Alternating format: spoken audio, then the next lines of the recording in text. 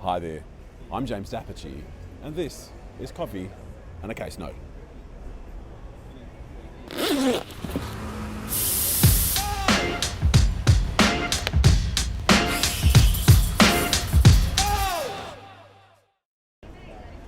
Team, today we're going to talk about an application brought by a number of plaintiffs against a couple of defendants.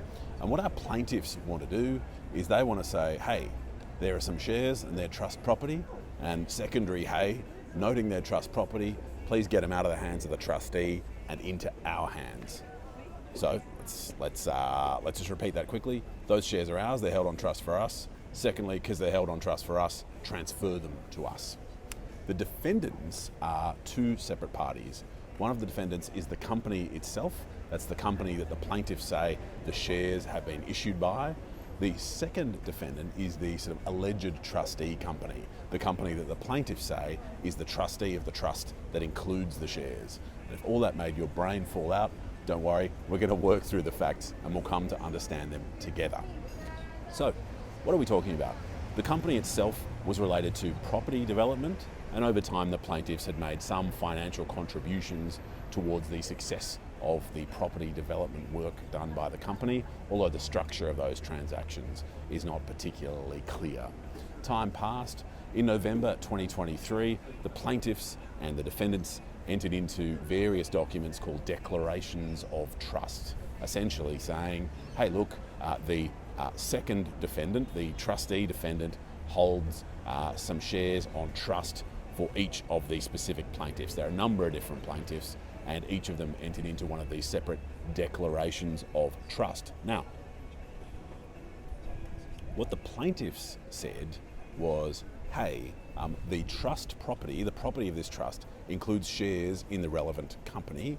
And secondly, noting that it includes shares in the relevant company, we now want there to be a Saunders and Vautier direction, a direction that beneficiaries can make pursuant to a decision from the 19th century that says, hey, we're beneficiaries, we now direct the trustee to transfer those trust assets over to us.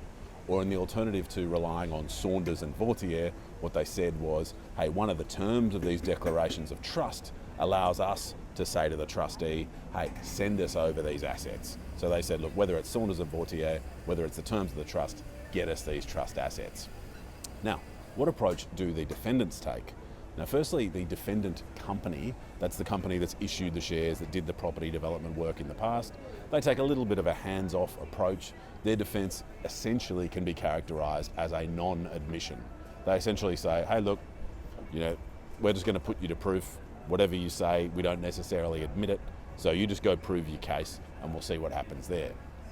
The other defendant, the alleged trustee defendant, takes a more expansive view, and there are a number of defences they raise, and not all of them are perfectly consistent, with great respect with the legal position, and not all of them are perfectly consistent with each other. But one of the firm threads that emerges from the approach, the expansive approach adopted by the second defendant in relation to their defence, is the assertion that if the trust arises, then what is held in trust is not the shares themselves, it is what's characterised as loosely as the benefits attached to the shares. So it's not the tree, the shares themselves, it's just the fruits of the tree and not the tree itself, if that makes sense.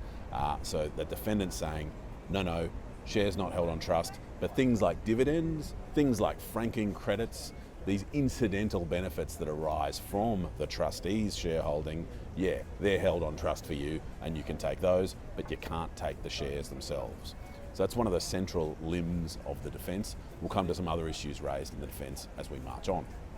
Now, the court is left to look at the evidence that is put in front of it, and the evidence discloses things like a dividend statement that suggests that dividends and franking credits were paid off to each of the plaintiffs, and there's no real explanation for how the plaintiffs, who of course are not shareholders themselves, the trustee is the shareholder, the plaintiffs are merely allegedly beneficiaries of a trust. So there's no real explanation as to how dividends and franking credits can be paid off to these non-shareholders. The court takes a look at that. The court also takes a look in close detail at the declarations of trust to get an understanding of how it operates and what it attaches to.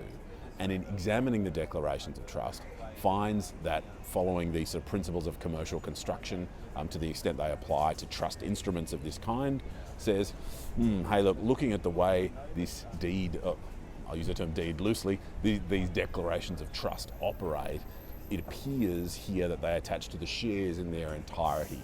So the language used in the declarations of trust attached to the shares in the entirety. And so in short, following that analysis, the court says, I'm sorry, defendant two, what you say that the plaintiffs, about the plaintiffs only being entitled to the fruits and not the tree itself, falls down based on the evidence and based on the commercial construction of the declarations of trust. And so, indeed, there was a trust, the declarations of trust hold, and the trust relates to the shares in the company and not just the benefits that flow from those shares. And so, sadly for the second defendant and happily for the plaintiffs succeed on that point. The second defendant raises another issue in relation to the operation of the trust and in relation to the claim. What they say is, in order for a trust to arise, there must be a clearly defined asset that forms part of the trust. And if we reflect on the trust, I'm speaking very imprecisely because actually there's a number of trusts. Trust for this plaintiff, this plaintiff, that plaintiff, that plaintiff. And what the defendant says is, well, you can't explain in these pool of shares that the alleged trustee owns, that the second defendant owns, you can't point to which of those shares go to plaintiff 3 and which go to plaintiff 5. It's too unclear, it's too vague, because you can't say which assets are, plaintiff 5's assets as compared to which assets are plaintiff 1's assets. And because you can't say with any specificity whose shares are whose shares are whom's, or whatever the correct grammar is, then you fail. You can't say a trust arises because you can't define the assets that fall into that trust. Now, the court considers this at some length, considers some relevant authority in relation to whether a pool of assets can be the subject of a number of different trusts, notwithstanding there's just sort of one large asset pool.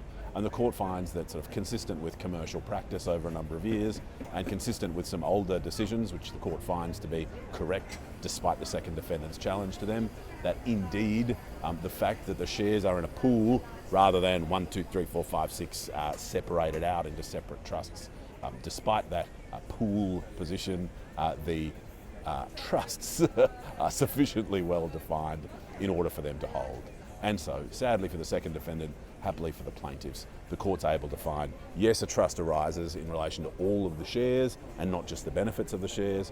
And secondly, despite the fact the shares are in a pool, they are specific enough in their definition to have an operative trust. And so, the direction, whether it's pursuant to that decision I referred to, Saunders and Vautier, or whether it's pursuant to the covenant that forms part of the declarations of trust that allow the beneficiaries to give a direction to the trustee to hand over the trust assets, whichever legal basis the plaintiffs decide to rely on to have their shares transferred out of the trustee's hands and into the plaintiff's hands, that's perfectly appropriate. And the court says, go ahead, plaintiffs, you won, you got what you came for. I hope that decision assisted you, and I look forward to speaking again over another coffee and in respect of another case note. Cheers.